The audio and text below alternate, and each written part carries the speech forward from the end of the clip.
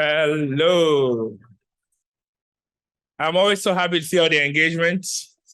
And that's the beauty of this and the importance of this. So thank you so much for engaging. And thank you also for all of the great conversations and all of the insights you're sharing. It's beautiful. That's why we're doing all of this. You know, one key component about the work we do is we require money and resources. You know, and at the T1D Exchange, we've been really fortunate to work with two great partners since 2010, the start of the organization, that have really helped support this work in very phenomenal ways. You're going to hear from both organizations in two different ways today. First, you would hear Serena. She would introduce herself, and she will also introduce two panelists, and then I'm going to come back up and I'll introduce another set of four panelists. Now, you would hear from the Helmsley Charitable Trust and JDRF. And as the conversations happen on the stage, I want you to think about any specific questions you might have for both JDRF and Helmsley. And our goal with this session is to help you all in this room be aware of the resources that are available and be aware of the roles of these two incredible organizations to support your work, because we know that you need the resources, you need the funding, you need the support to get the work to the next stage. So this session was intentionally designed for you to be able to learn as much as you can about these two organizations and how to partner with them, and what's their vision, what's their insights, what strategies they're looking for, and other ways you can collaborate with them. So Serena, please come up and introduce the panelists, the first set. Hi, everyone. Good morning. My name is Serena Thadani. I'm an Associate Program Officer at the Helmsley Charitable Trust. I joined the team a year ago yesterday. Thank you. And today I have the pleasure of taking some time to sit down with our trustee and program director. So I would like to invite David Panzirer and Dr. Gina Agiostratidou to the stage.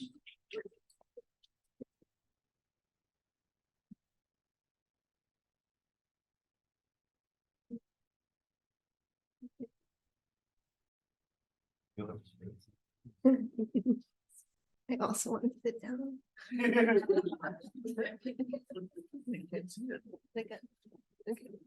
We can shuffle. Okay, thank you. So we're going to take a little bit of time. I'm going to lead us in a conversation to learn more about Helmsley as a funder in the type 1 diabetes space. And so we've been allotted 20 minutes for this conversation, which I'm sure is going to fly by. So we're just going to get started. So David, Helmsley is a relatively young philanthropy. It started grant making in 2008. Can you share more about the beginning of Helmsley and the journey to how T1D became a focus area? Sure. So as Serena said, Helmsley started in 2008. We are focused on health and medical research 100%. Type 1 diabetes is the largest program at the trust. And when we first started, we were 5 trustees with a collective experience in philanthropy of 0. We are now 3 trustees with about 15 years each under our belts, and we continue to travel and learn. For me, it was very personal, like a lot of you in the room. My oldest daughter, Morgan, was diagnosed 5 months before I was named the trustee back in March of 2007. So it was pretty clear what I should be doing with my life. I just didn't really understand what I was getting myself into. So I was very fortunate to meet Dana Ball very early on, who was running Lee Iacocca's foundation. And I know anybody under 40 in the room has no idea who Lee Iacocca is, but it's kind of like the Sergey Brin of Google. He was that for cars. We could leave it at that. But at that time, we traveled around and learned and continue to travel. And what I've done really, really well is hired really smart people and got out of their way. So that's really been the key to what we've been doing. And that's kind of how we started. I can go on for the full 20, but that would be very rude. Thank you for sharing. I think a lot of people here come to this space with personal experience, and it's clear why everyone is so passionate about moving the field forward. But in order to do that, we need to understand what the outcomes for people living with T1D are in order to improve them. And so from my understanding, that's why we originally invested and helped to fund the Type 1 Diabetes Exchange and the registry. Could you share a little bit more about the exchange and how it developed over time and how it's contributing to those outcomes? Sure. So we started out and we kept on asking ourselves, where is the data in the United States to show how people were doing with type 1? And outside of a couple of academic silos, it didn't really exist. So we went to Roy Beck through an intermediary at the JABE, and he was asked whether he wanted to do this thing called, we didn't even know what it was, but a registry. And Roy said no, he wanted no part of it. Very long story short, he agreed to have dinner with me in Boston. And at the end of dinner, after my daughter had a severe low that night, she was like 7 years old and accidentally bolused 12 units, which was her total daily dose by accident, by priming the old Cosmo pumps. Anyway, 250 grams of carbs later, she was fine. But I was on the phone the entire time with my wife, who wanted to call 911. And I'm like, no, 911 is the absolute wrong thing to do because they don't know what they're doing. So long story short, at the end of dinner, Roy's like, all right, I'm in. So some of you, and it's so nice to see that there's a lot of young people in the room, because I can tell you at the very beginning, everybody in the room had gray hair. I didn't, I now have it, but so it's so nice to see all the young people in the room and in the field. So we really started the exchange to be a beacon for what is going on in the United States in T1D. And within a couple of years, we had data on a couple thousand people. I think it was at the time about 30 clinics. And it was very clear that the average A1C was about 8.5. And the percentage of people who had a severe event in the prior 12 months was almost 10%. So we had at least the beginning of clear proof that type 1 was neither safe nor managed. And unfortunately, as the data set grew, that proved out to be completely true and still remains true today. So we've kind of morphed from what I would call a very stagnant registry, which was very representative of the pediatric population because it was clinic-based, to what you guys are all creating now, which is, I think, a much more realistic representation of how T1D is being handled in the U.S. Anything to add, Gina? The only thing I would add is, so I joined the trust in 2010 when the T1D exchange. And I want to congratulate everyone here, from endocrinologists to diabetes educators, to nurses, to administrators, 100,000 people with type 1 diabetes. I think we will never dream that. I hope one day you can care for all the people in the US, and maybe we can all dream that we can go outside of the US. Just I wanted from Helmsley to say a big, big thank you.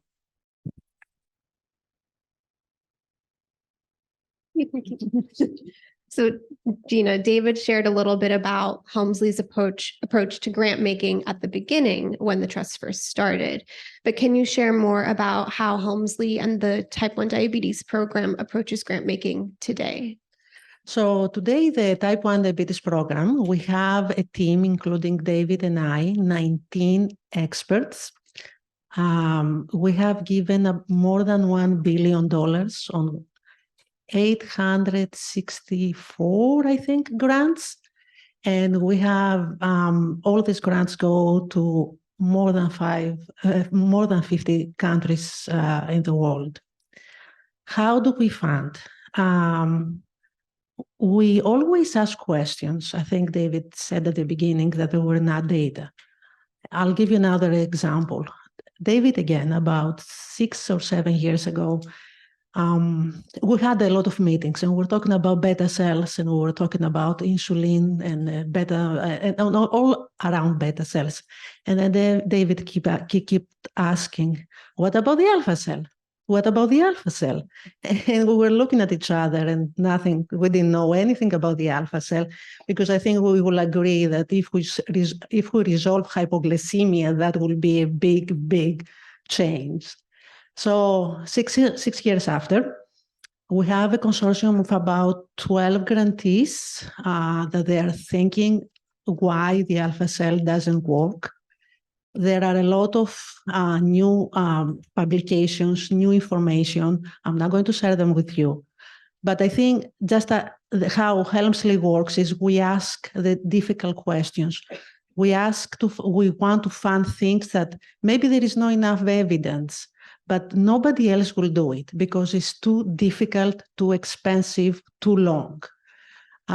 So we fund companies, we fund academics, we have fund no-profit organizations, and we need people like you. We need ideas. We need fresh ideas. How do we really change the people with type 1 diabetes? Do you have something to add? I do, but so I would just add we're always two things. We're always looking to fill gaps and understanding the ecosystem of what we can do with philanthropy versus what our partners at JDRF and NIDDK can do. And we have different lanes. In a lot of cases, they merge, but we fully understand that we should be taking on the high risk projects that are going to take a long time. Like the T1D exchange, honestly, it cost us well over $50 million, and it was probably 3 or 4 years before we had anything worth reporting. For a public charity that raises money, it's very tough to sell that, right? It's just not that easy. So the other piece I would say is we really pride ourselves on bringing more to the table than money. So hopefully a lot of you are grantees in the room, and you would hopefully say that we're partners, not funders. And we really pride ourselves on that. And I think part of this partnership is this idea of convening and bringing people together. And there's also value in having conversations instead of just money on the table. So in the last 15 years, the field of T1D in general has moved forward at an exponential rate. And I think Helmsley has undoubtedly contributed to this push. Maybe both of you could share an initiative that Helmsley has supported that you're proud of besides the T1D exchange? I think I'm proud for all the 864 projects. One thing that I wanted to briefly mention, something that it's not in your realm of reality, is something that we do in the Global Access Portfolio. As you probably imagine, type 1 diabetes is a death sentence in low-income countries. There is no continuous access to insulin. There is no care. Most of the people die before even they're diagnosed with type 1 diabetes and other chronic non-communicable diseases. So about 8 years ago, we started thinking, how do we change that? And a very long story short, we found a clinical model called PEN+ that is providing actually clinical care in district hospitals in low-income countries. They care for type 1 diabetes, rheumatic heart disease, and sickle cell anemia. This actually health model has been endorsed by the WHO Afro, and every country in Africa has the opportunity to implement a PEN+. But even if we do that, the access to insulin and other diabetes supplies is still a huge issue. Just as we all discuss about insulin pricing in the US, I want you to think about what is happening globally. It's something that we feel very, very strong, that every person with type 1 diabetes globally has continuous access to insulin and diabetes supplies and quality care. This is a project that I feel very proud because it's going to be another 10, 20, 30 years for something like that to change. Yeah, I too am proud of a lot of what the program has done, but I think back in, I don't know whether it was 2010 or 11, JDRF was talking about the artificial pancreas, Sanjoy, which I can't stand that word, which is why we call it automated insulin delivery systems.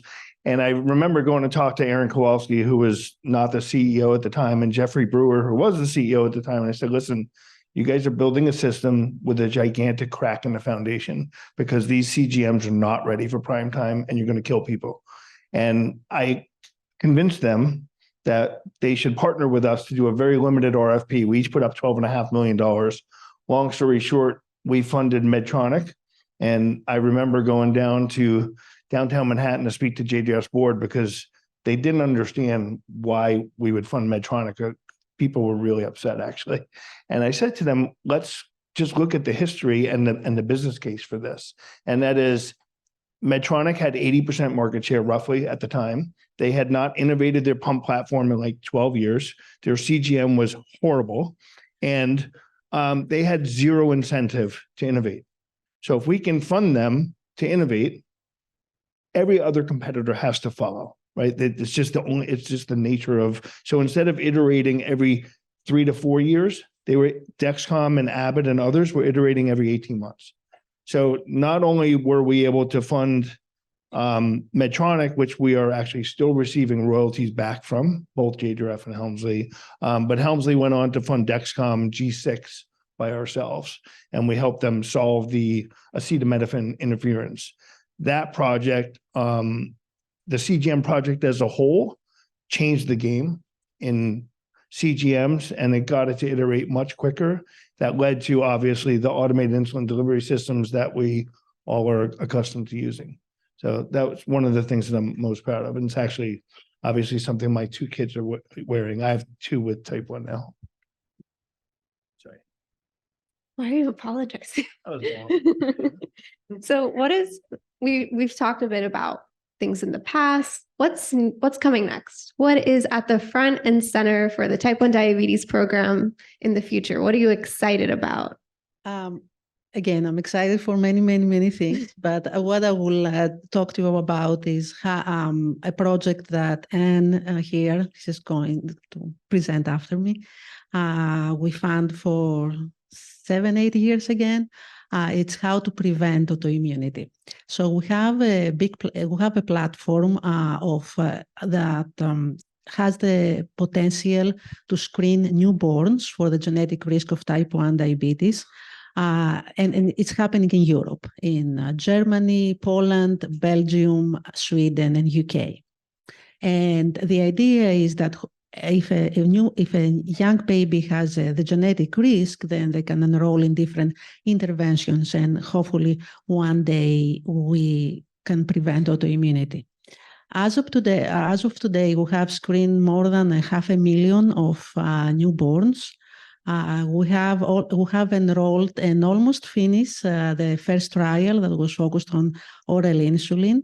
We're almost finishing the second trial that is focusing on to intervene on microbiome, and we are in the process of thinking a third intervention, which is around infections and how infections can push to autoimmunity.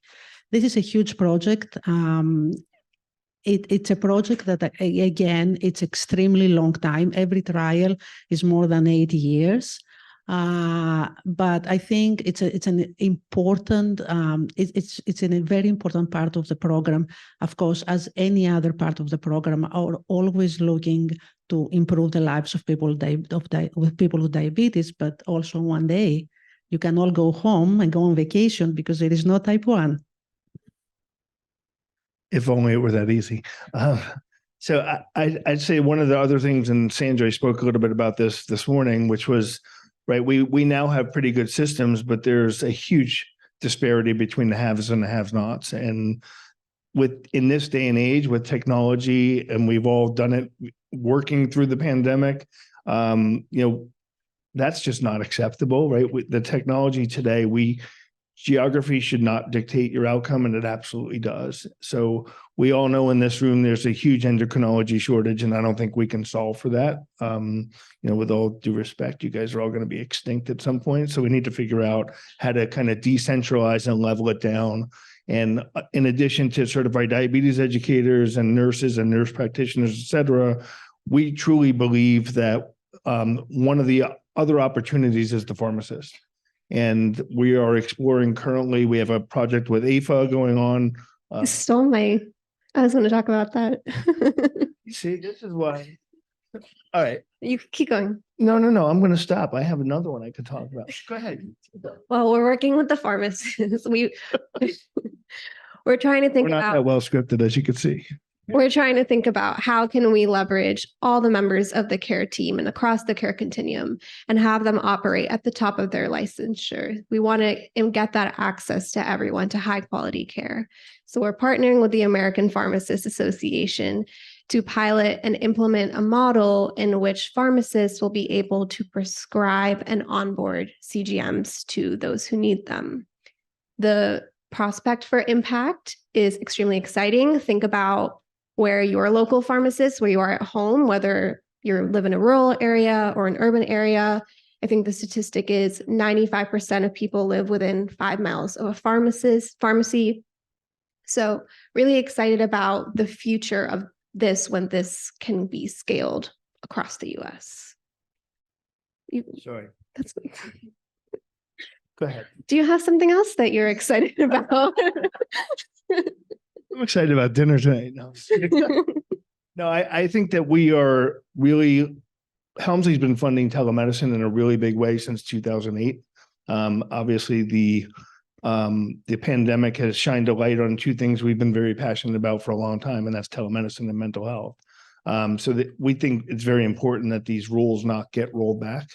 And we're exploring through Laurel and our team with Serena on different levers that we can play with to make sure that these rules stay in effect. You did. Thank you. So thank you both for sitting down with me to talk about Helmsley. I think we have, do we have 2 minutes? We have 2 minutes for questions if there are any. Oh, okay. I'll repeat what you say.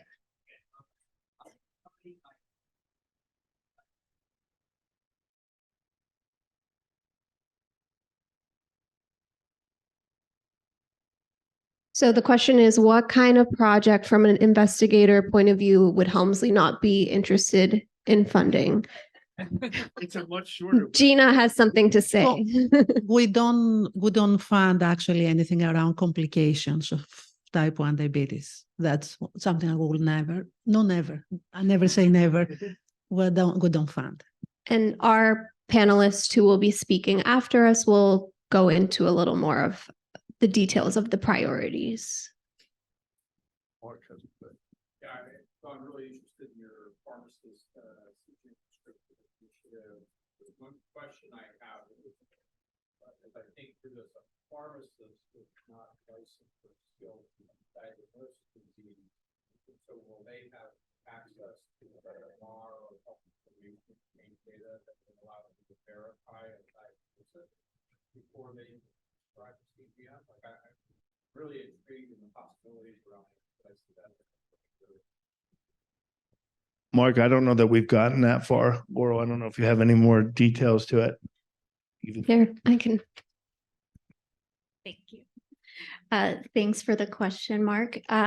So they will be patients with established type 1. I mean, because it is part of a research study right now. So we have a protocol for being able to determine that, yes, these are people with type 1 and insulin requiring type 2 diabetes. It also is going to involve, so because there's different regulations in every state and there are different scopes of practice, you know, there might be some states in which pharmacists are doing more services, but some states in which they are collaborating with a person's regular care provider. So it is a work in progress, and we look forward to sharing more about it. Thank you. Yes. I was intrigued. Well, it's not easy, but I was intrigued by what you said about international service and does Helmsley need volunteers to help with that? And what I mean by like is you need doctors there. We do public service work in Guyana, and we're shocked at how little everyone knows, aside from no supplies, but there's also no knowledge. Is there a way that we can help virtually, and sorry to be volunteering others, but is there anything needed that we can help with? I think one challenge that we have is actually the standards of care, how they trickle down from WHO or from ISPAD or from wherever they trickle down. And there is no, if you go to any district hospital or the 1 or 2 endocrinologists that exist in these countries, the knowledge is very limited. One actually project that, which I think it's really project of the future, is how do you bring CGMs actually in low-income countries? And we found an organization called FIND that it's actually trying to create the market for that first. So, but I think there is no knowledge about, even when we talk about insulin, we're talking about human insulin that is provided. Yeah. And insulin of the week, whichever one comes. exactly. And we're doing actually a clinical trial from participants from low-income countries to compare human and analogs. So I think we always need your wisdom and support. Yeah. So maybe we can talk about that afterwards. Not just me, but I think that there's a lot of us, but yeah. Well, thank you, everybody. This was wonderful. I'm going to pass it back to Osagie.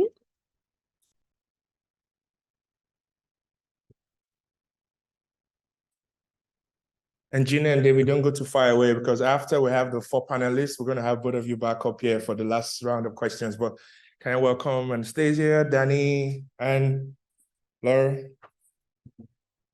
So we're going to continue that conversation. And I'll do a very quick introduction so we can jump right back to this.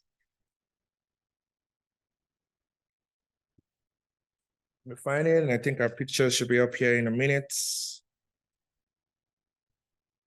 All right. So Danny is the Director of Research Strategy at JDRF, is responsible for overseeing the development and execution of research strategy to drive an aggressive agenda to cure and improve lives for people living with type 1 diabetes. Thanks for being here, Danny. And Anastasia, a lot of us know her. She transitioned to a career in diabetes care, education and research in 2008. She currently serves as the Associate Vice President, T1D Education and Clinical Implementation at JDRF. Thank you. And Laurel, she is a Program Officer at the Hemsley Charitable Trust Type 1 Diabetes Program. She oversees a healthcare model portfolio in which she manages exciting grants, I'm changing that word there, and identifies innovative models for healthcare delivery with a focus on improving clinical care and outcomes for people with T1D.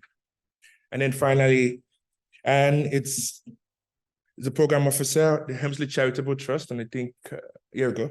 Program Officer at the Hemsley Charitable Trust. She helps oversee the current research grant portfolio and identify and validate new opportunities with a particular focus on the area of T1D prevention. So we will continue just that chat we're having now on, and we'll start with the JDRF team. So Danny and Anastasia, can you sort of, I know Sanjay did a little bit of this morning, but walk us through what's the approach JDRF takes in funding a new project? Yeah, thank you. So I'll get started and then I'll pass it over to Anastasia. And I think we might have slides or... Yeah. Let's see. They might be after these. There we go. So some context here for those that don't know, JDRF has been funding type 1 diabetes research since 1970. Yeah, I'm on the phone. We've actually funded over 2.5 billion of research for type 1 diabetes, and over 800 of that has been just in the past 10 years. So we've been going at it for a while, and we're really excited about some of the momentum. Right now, we manage a portfolio of about 400 active grants, and it counts for a large portfolio of about 365 million. I think it's important to always recognize that we are an international funder, so we have about funding in about 23 countries, and we are also funding clinical trials. As of right now, it's about 78 active clinical trials, which is really outstanding for us. I think if you go to the next slide. So our research strategy really is all about accelerating therapies. I'm not going to read this all right there, but our main goal is how do we move the needle and how do we move it faster? So not just about research, but also thinking about accelerators and other ways that we can go about it to move the entire field forward. And we also work across the entire pipeline of research. So I represent the research team. We are a small part of the puzzle here at JDRF. We fund both discovery research and translational research. And we also work with our colleagues throughout the team, thinking about regulatory approval, healthcare coverage, and as well as clinical adoption, which Anastasia will speak to more here. So we really work across the entire pipeline, moving research forward. And Sandra gave you a flavor of what we actually fund and what we did earlier today. But just some context, we organize ourselves within two teams. One is cures. And if you see here, we have screening, disease modifying therapies, and cell therapies within that team. We work very collaboratively. So these are buckets that we use internally, but a lot of these projects, as you can imagine, can also cross-pollinate across the different areas. In addition to what we do in cures research, we also keep some strategic gap-filling research in improving lives. And for that, we're thinking about devices, drugs, T1D complications, and that includes mental health as well. And finally, training is an important part of our portfolio. It's about 10% of what we fund, and that is for researchers at their earliest stages in their postdoc, as well as early career in clinician researchers. I think that's my last slide. Awesome. So I'm going to pass it over to Anastasia. She's going to talk a little bit about her new department, which works very closely with research. Sometimes if it just feels like one. So. Thank you, Danny. That was great. So this may be news to everyone, but JDRF has a new department. It's called T1D Education and Clinical Implementation. Let me tell you a little bit about what we're doing. So the first thing is we're talking to our constituents around the country and actually around the globe about participating in research. So JDRF's been around for over 50 years, as Sanjoy mentioned this morning. As Danny mentioned, we've funded $2.5 billion in research. Until very recently, we haven't thought about creating a culture of research participation in the type 1 diabetes community. And so what we're doing now as part of the department is asking everybody to raise their hands and step forward and get off the sidelines, whether that's participating in a 2-question survey in your clinic to make that process better, or it's to participate in a disease modifying therapy study. If they have an appetite for that, that's great. But we think we're only going to move forward if people participate, and they're only going to participate if they know about research, and we want to see more diversity in those trials. If we go to the next slide, so everyone on our team are clinicians. We have a former research coordinator in the role working on clinical trial education with a team of volunteers nationally. We've just hired an RN CDCES to help with some engagement, sort of family, people with diabetes engagement. And then we're working on hiring an advanced practice provider for a final position. I think no one would disagree. This is your bread and butter. It's what you do every day. And I want to first say congratulations to everyone in the room for the progress you're making. I think Osagie shared with us a 0.7% drop in A1C. So congratulations, because you're moving the needle. But it's a bit overwhelming. This is our daughter, Cassidy. She was diagnosed on April 27, 2002. She's doing fabulously. We had a nice chat yesterday on World Diabetes Day, but this was her technology. And this technology sat in clinic for a long time. But when we think about the 2007 landmark study from JDRF, the CGM study in the New England Journal of Medicine, if we think about the artificial pancreas or automated insulin delivery roadmap, and we think about a recent publication from your team that 48% of people in T1D exchange clinics are utilizing CGM, and about 10% are using automated insulin delivery, and where we have the probably largest gap is in screening and disease modifying therapies, because in the United States, we have an approved therapy that we know can delay the onset of type 1 diabetes by 2 to 3 years. But we need to know that those people are at risk, meaning they have no symptoms and they're not our patients yet. So we need to screen. So I'm going to move to the next slide. If you think of Danny and Sanjoy as like Rockefellers, I'm kind of like a small family foundation. I have a really tiny pot of money. And we're trying to do several things. The first is we're thinking about healthcare professionals and type 1 diabetes. We're not thinking about all of you, but we are thinking the way ACE does, our colleagues at ACE. So anybody a member of ACE? Okay, a few. You changed your name in 2020. Didn't change the acronym. That was very good branding because everybody can still say ACE. But does anybody know what the E changed from in ACE? Viral Shah, he knows all the answers. I love Viral. Yes, it changed from the American Association of Clinical Endocrinologists to endocrinology, recognizing that it's a partnership across the allied health professions and the multidisciplinary team. And our focus in education is in primary care, because ultimately we think that screening will take place in primary care and monitoring will take place in specialty care. Moving on, we need people with diabetes or at risk, and I'm all on the same slide, to be able to articulate their questions clinically and to be able to advocate for either participation in research or screening. We are finding that there's a huge knowledge need in early detection of type 1 diabetes in the type 1 diabetes community, and most certainly in the general population. So we're working very hard at that. And then this is where there is some funding available. These are our pilot clinics. We were approached by a JDRF International Board of Directors member, Sharif Al-Nahal, who is now in the Biden administration. He left the board, but he was CEO at a hospital in Newark, New Jersey, affiliated with Rutgers. And he would hear at these board meetings all of this extraordinary work, that there was an approved therapy that could delay the onset of type 1 diabetes.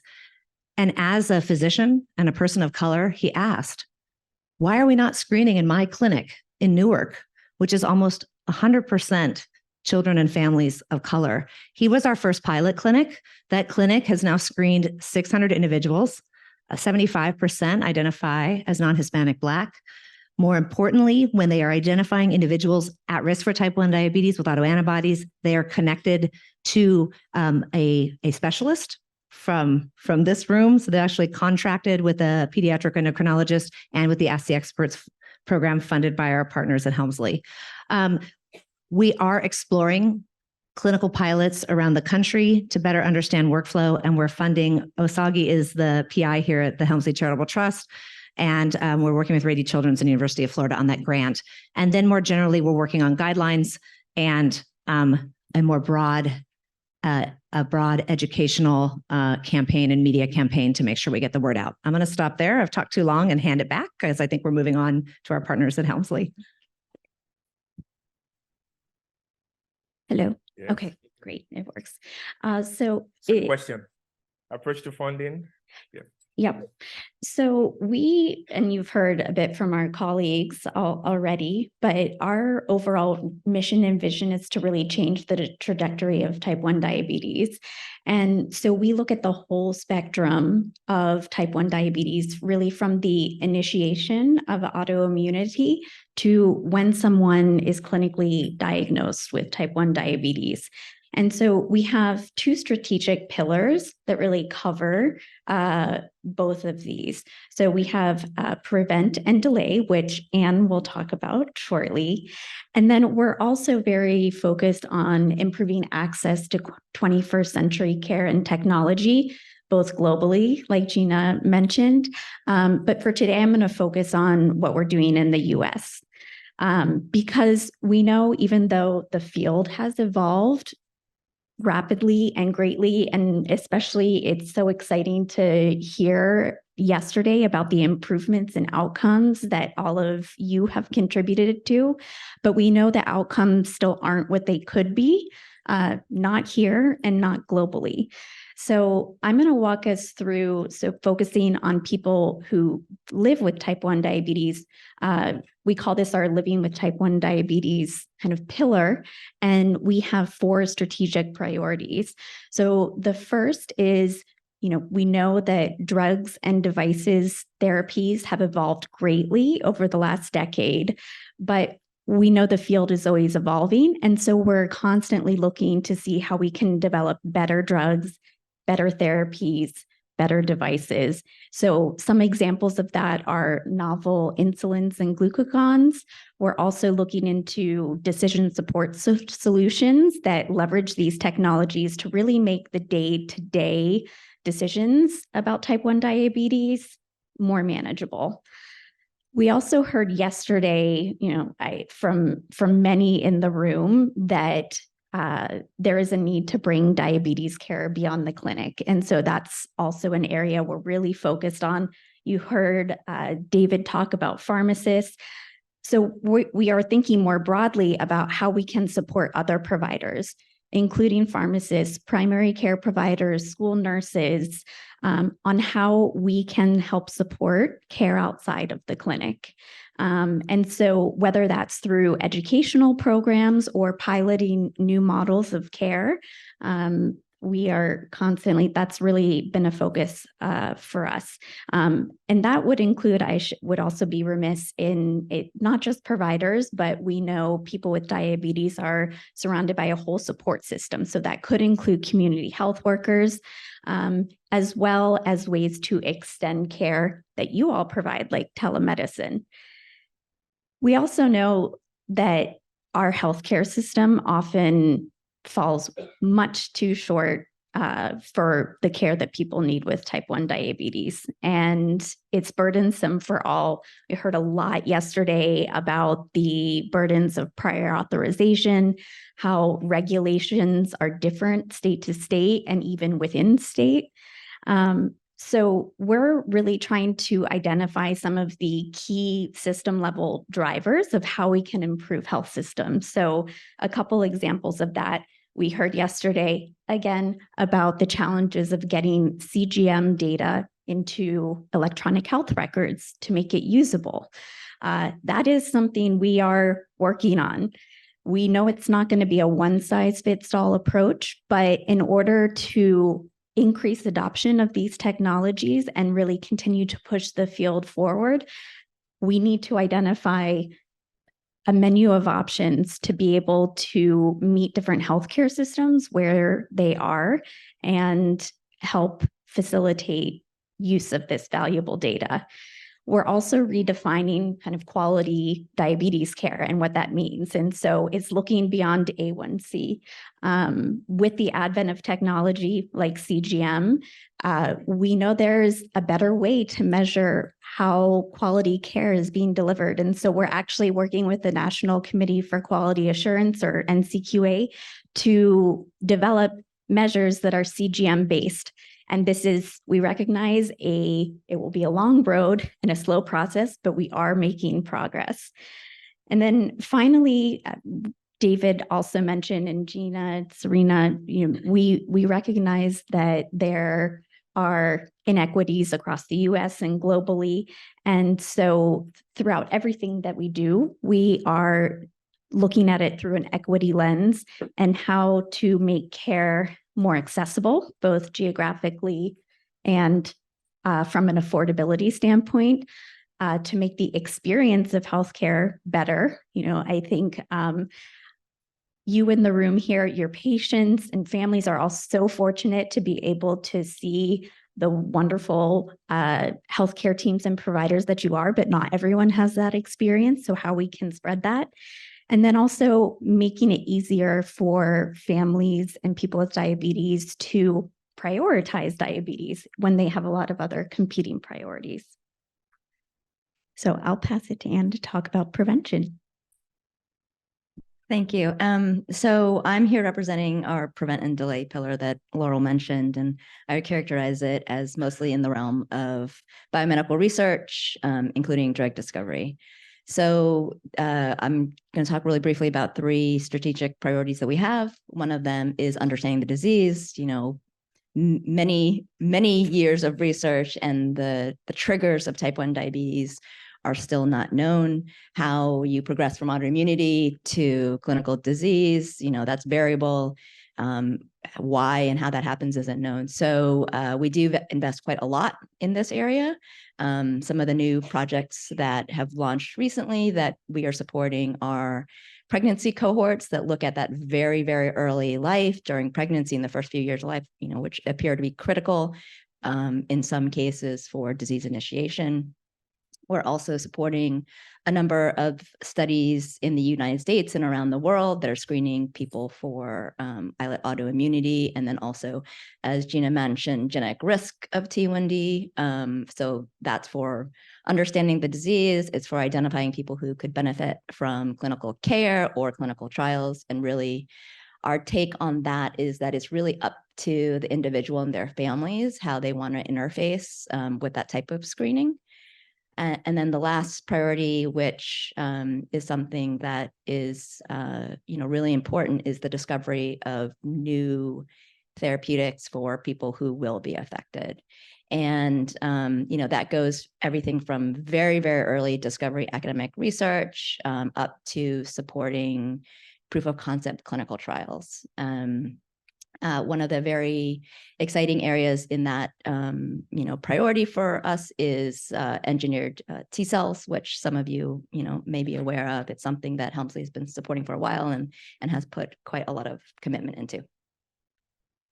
Thank you. So I do have a few more questions here, but I want to make sure that we get a chance to answer a lot of your pressing questions. So if I can ask David and Gina and Sanjoy to join the panelists up here. And if you have questions, I will pass the mic. We have time for questions. So questions from JDR, for JDR, questions from Helmsley, we'll pass on the mic.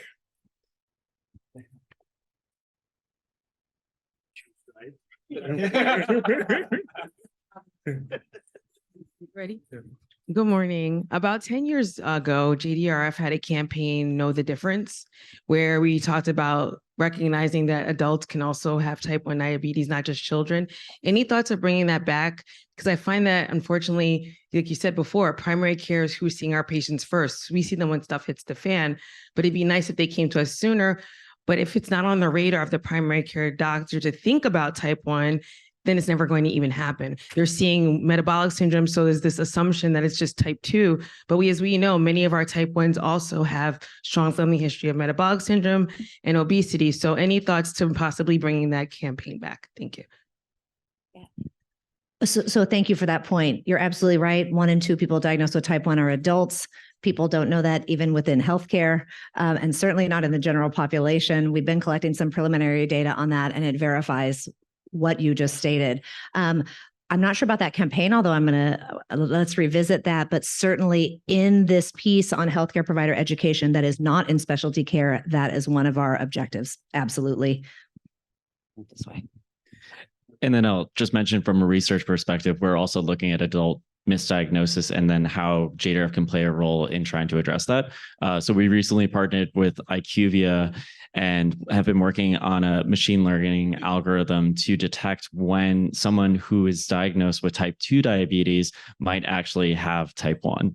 And our idea is that we hopefully will be able to integrate that into an electronic medical record system. We're currently in the validation phases in 2 different healthcare systems right now. I want to add one more thing on the pilot clinics. So we now have 38 of these pilot clinics. Again, looking at screening, because we see that as the gateway to research, to DKA prevention and to therapies. But in those clinics, we are also encouraging them to think about adult diagnoses and utilize autoantibody screening for diagnosis and classification appropriately. Can I ask some questions to Helmsley? Any thoughts around adult type 1 diagnosis, type 1 versus type 2 diagnosis? Yeah, I think it's a very important topic. From the screening point of view, what we are looking at is, adult screening, because we don't know enough about, people who are being diagnosed at age 50. When did they get autoimmunity? How did that start? And as part of what I was talking about with the screening programs is identifying people early so they have the options that they can do something, whatever that something happens to be, care or clinical trials or therapy, if that's appropriate. We're starting to dip our toes into the adult screening world. I think it's important, to ensure that all the primary care physicians know how to actually provide care through technology. And maybe Laurel and Denise, you know better, we're trying to actually improve the flow, clinical flow, how actually primary care physicians can prescribe and manage people through technology. And we have a couple of clinical studies, I would say, that they do that.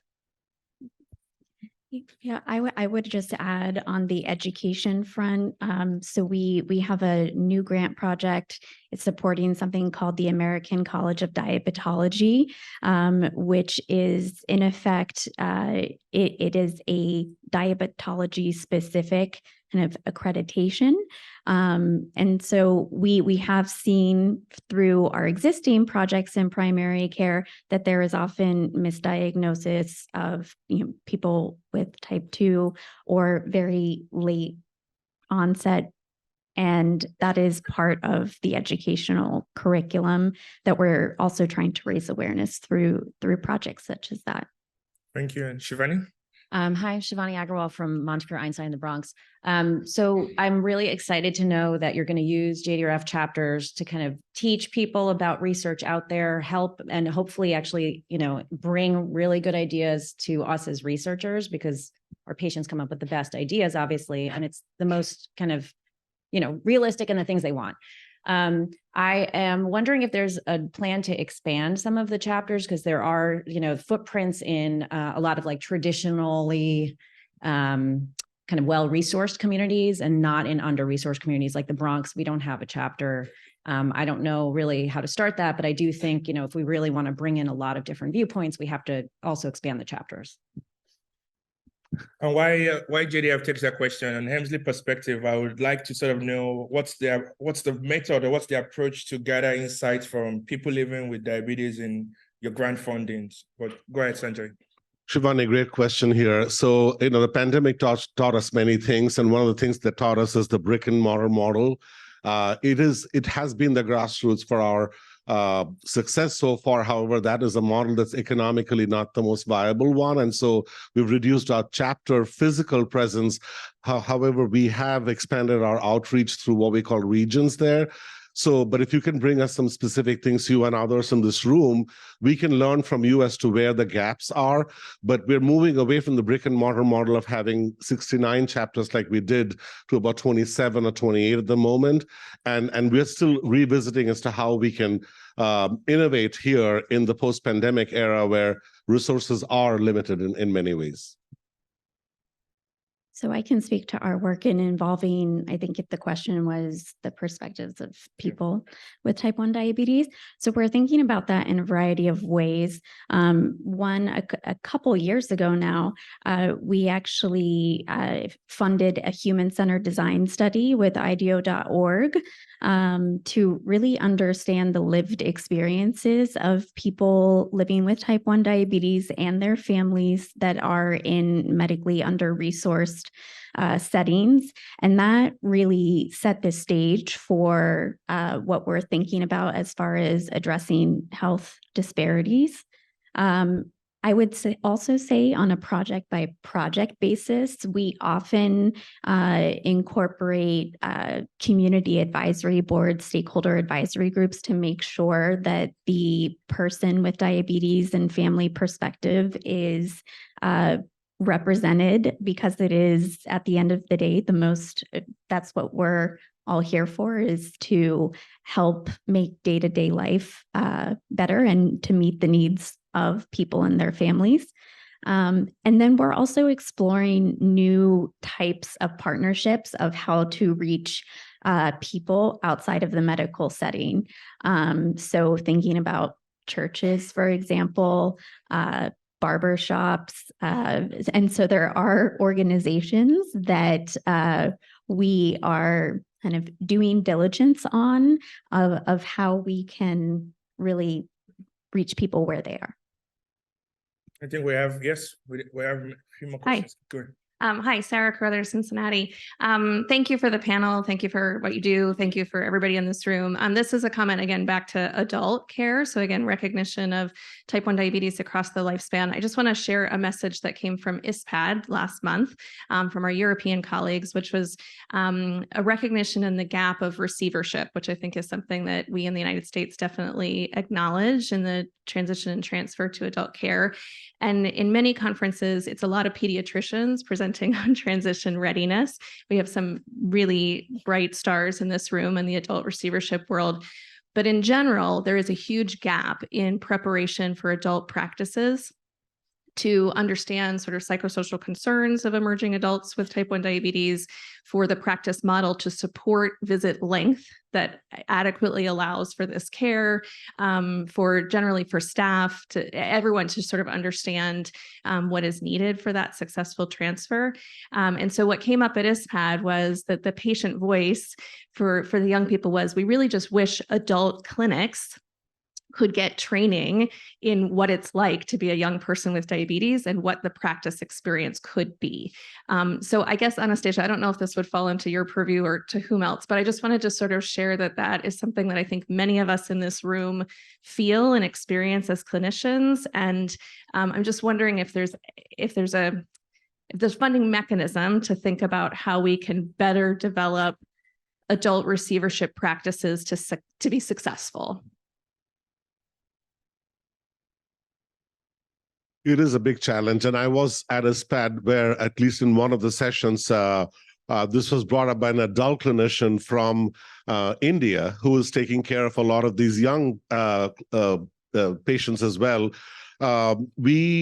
We think it is a big problem. We know it is a big problem. Exactly how that will happen is, I think, a partnership between adult and pediatric endocrinologists will be important as a stepping stone here. Now, some institutions are already set up to be doing that, some of the well-known institutions, but not maybe all of the others.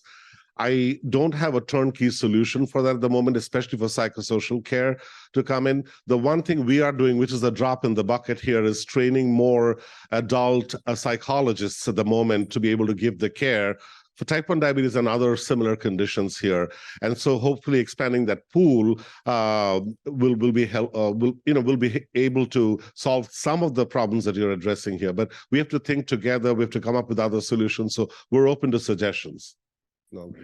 I would just add our department was formed last month. So I think there are a lot of opportunities, and, Sarah, you and I have worked together for a long time. So I am taking your comments and recommendations under advisement. Let's keep the dialogue open on next steps. I would also just add, from Helmsley's perspective, I think that's one of the key value propositions actually of the T1D Exchange Quality Improvement Network. One thing that we have encouraged over the years of funding is to increase the number of adult clinics that are participating.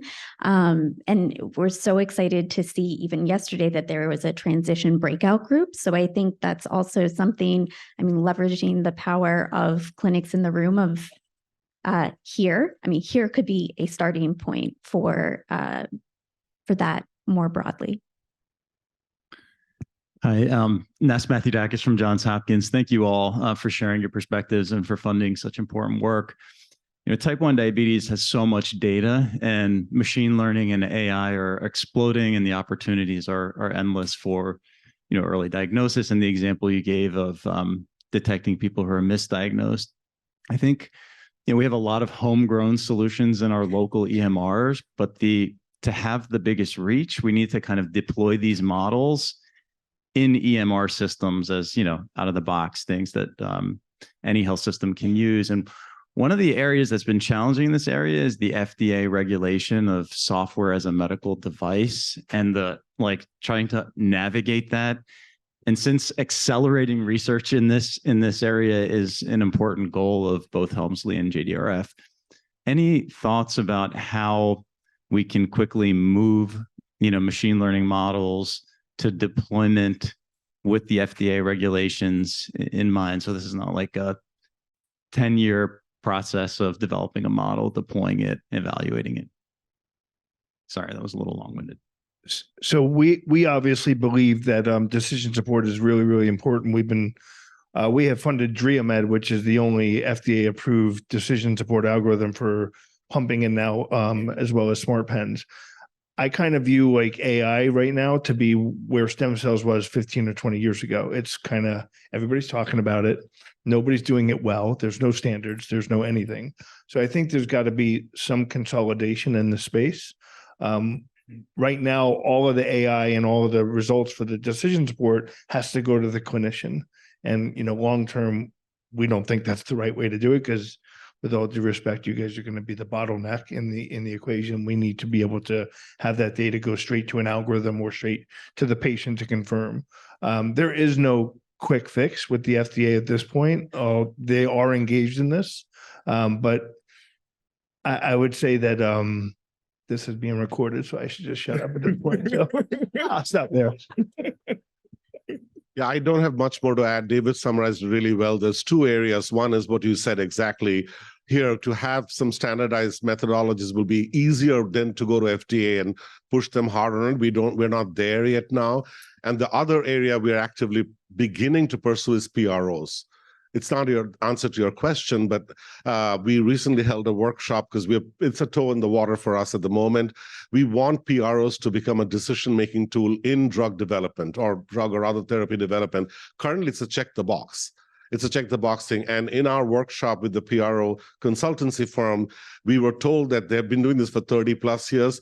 Type 1 diabetes is the only disease that has 128 PROs with nothing approved.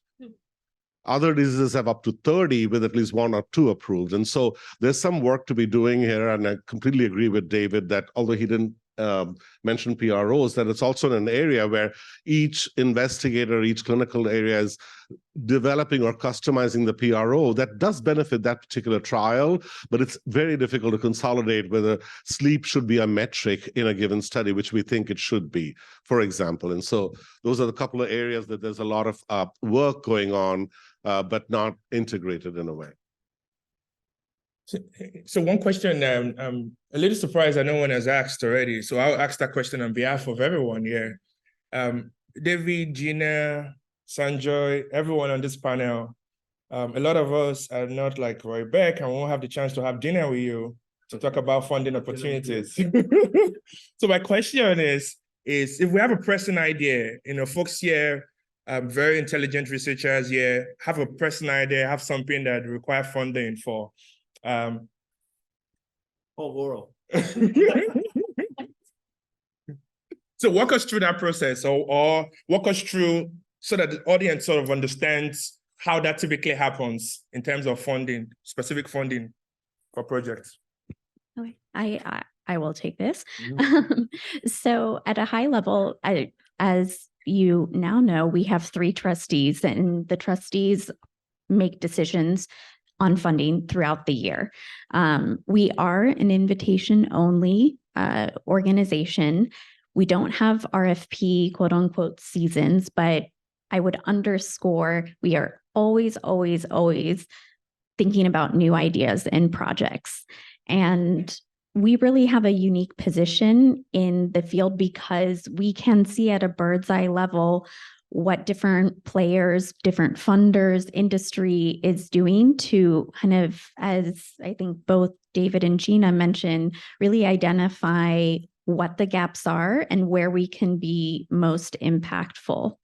And we also, as a private foundation, just to underscore, thinking about projects that are long-term, they might potentially be high risk, but the impact that can be derived from that are really things that we think about. We're constantly connecting with people. So this forum here is a prime example of how we generate new ideas. So, we have several colleagues in the room today. I will actually ask you all to stand up. But so engage in conversations with us. We are really thinking about, like I said, ideas all the time, provided they are linked to, we had talked through our strategic priority areas. Gina mentioned we don't fund complications, but might not never. But so we're always willing to explore, and we're always having conversations because that's, at the end of the day, how ideas are generated. We also really try to, once there is the seed of an idea, co-create projects with potential partners. And so that is often, I would say, a lengthy process. It can take from at least 6 to 9 months. Sometimes I've had projects that take over a year to develop. So it's not a one and done conversation. It doesn't happen overnight. So it's really establishing relationships with us and our team so that we can iterate together. And so, yes, we are open to exploring ideas.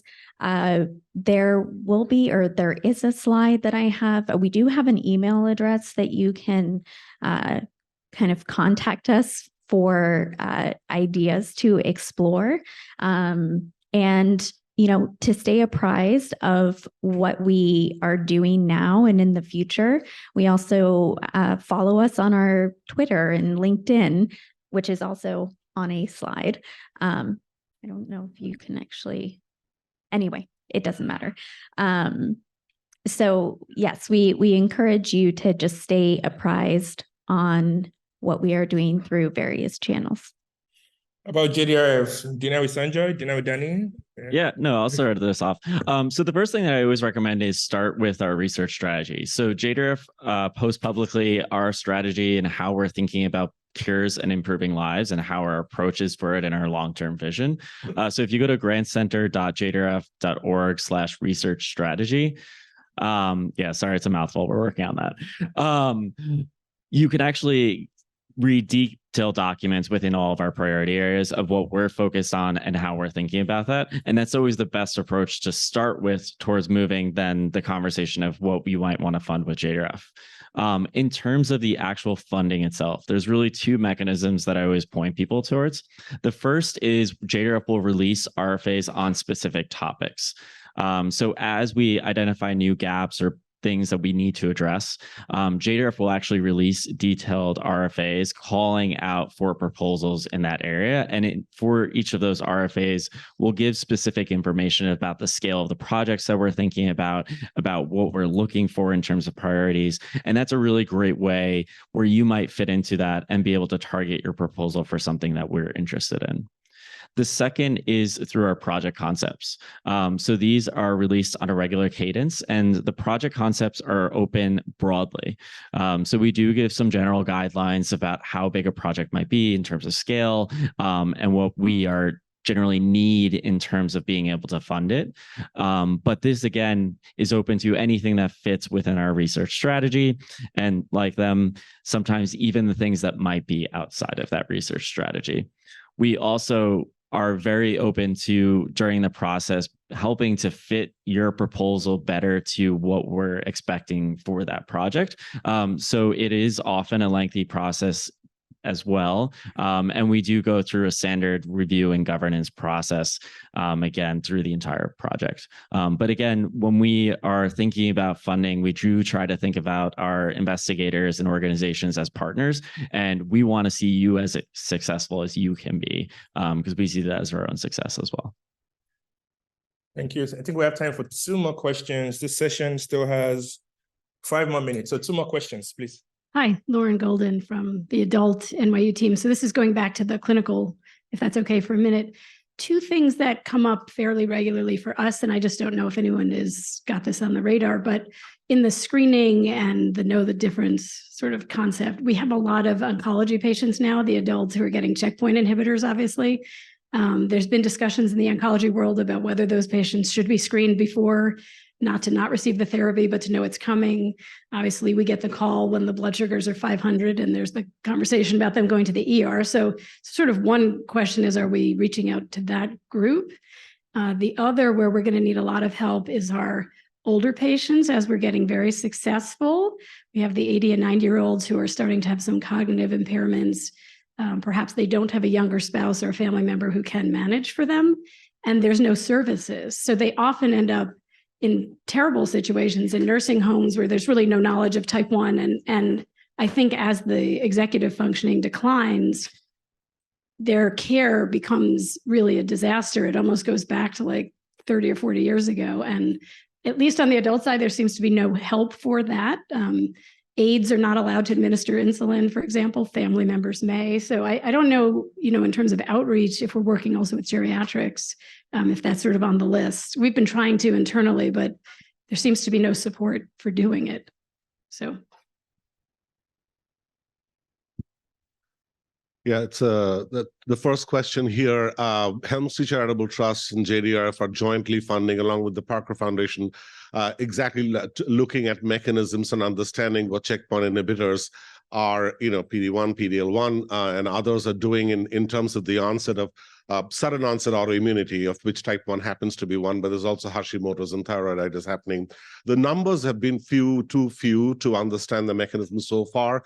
We are on it. We do work with oncologists. In fact, we had Mount Sinai's chief, I'm forgetting his name now, 2 weeks ago at a workshop here to be able to understand and collaborate there. It wasn't specific to checkpoint inhibitors. It was in general care here. And also, in transplant medication, especially after renal transplantation, you end up in hyperglycemic state. And how do you care for them, even if they were non-diabetic before?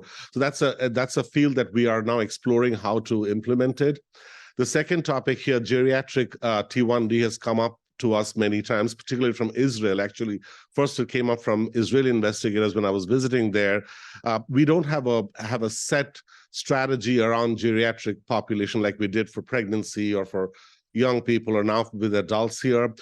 In one fell swoop, we are covering it, but probably that's not going to solve the question you're addressing. So we'll take back and take a look at it as to what can be done in specialized care when you're above 65, you're in certain Medicare, Medicaid population. Just in the US, here, we did fund a study way back when with Helmsley called the Wisdom Trial, for example, for CGM approval. So that's, those are things that are going to help overall, but strategically, having a geriatric care, or what Sarah pointed out about, adults with other care, those are bigger nuts to crack and we have to work on. But thank you for bringing those up here.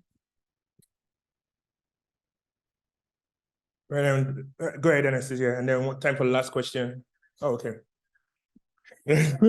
Andrew Lavick, Cleveland Clinic Children's. Question for you, both groups, JDRF and Helmsley. So it's so awesome, all the screening that's going on currently and in the near future. And just thinking about pressure points and access to care, something we've already been struggling with as endocrinologists, having long wait times for clinic visits, for all of these new screens that are sort of stage 1, stage 2 diabetes.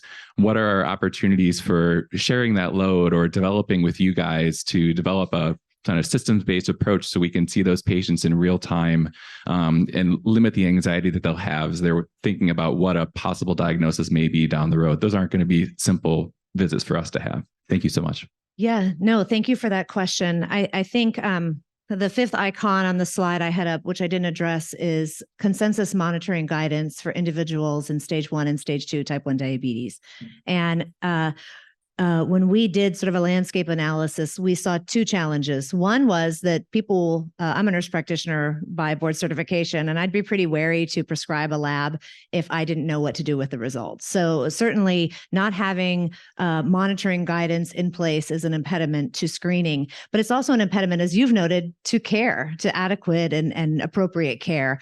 So we convened in February at the ATTD meeting a group of international experts. We've been working in partnership with the society organizations, including EASD, ATTD, ADA, ISPAD, ACE, ADCES. It's an acronym soup. Sorry, I should have to define all of them. ISPAD. I'm looking at David Maas. We're very close to finalizing that document and moving it forward to publication, which we hope will be the first iteration of guidance around practical, actionable monitoring guidance for people in clinical care. And it's been a community effort. You can thank your colleagues, I'm sure, at your institutions. That should be forthcoming soon. And then, as I noted, we are funding the T1D Exchange and 2 clinics within the exchange community to look at implementation science around how do we do this in clinical practice.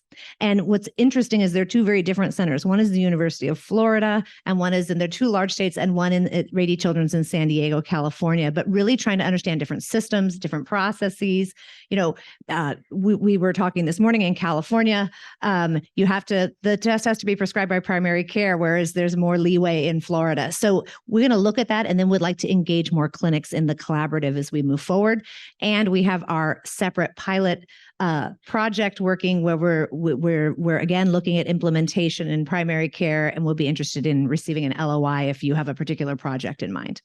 So thank you. And Laurel, close us out with final words. Yes. So this goes along with how to connect with us. And there are ways other than funding to do that. So one of the things I wanted to raise, actually initiatives that we're very excited about is we are working in the insurance space. And specifically, we're starting to strategically identify what issues are going on in the commercial insurance space. So on the slide here, there is a QR code that links to a survey that is about a new project that we are just kicking off with the Georgetown Center on Health Insurance Reforms. And we are looking for information from you all, but also from what you experience, not only day in and day out, but what you see with your patients and families on the most pressing issues, because they will be preparing issue briefs, so to know what is important. And there's also an opportunity for technical assistance in specific states. So highly encourage you to take the survey. And this is also one of the ways in which we foster new connections. Thank you. Thank you.